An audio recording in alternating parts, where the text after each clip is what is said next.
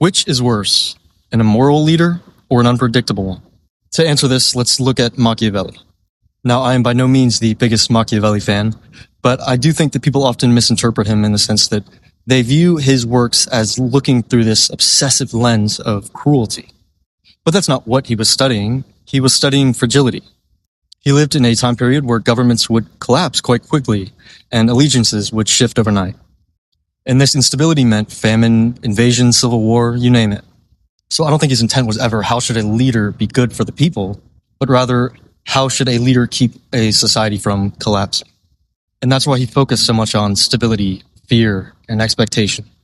And not fear as in terror, but as in predictability. It is a fundamental principle of human nature that people can endure a lot if they know what tomorrow brings. What breaks them is uncertainty.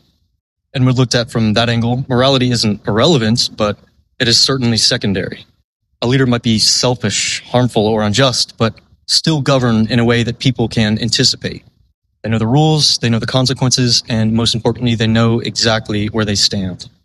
Now, unpredictability is different. When power feels random, people can't plan or trust or coordinate, and that fear turns into anxiety. Loyalty quickly becomes self-preservation, and institutions begin to crumble from the inside.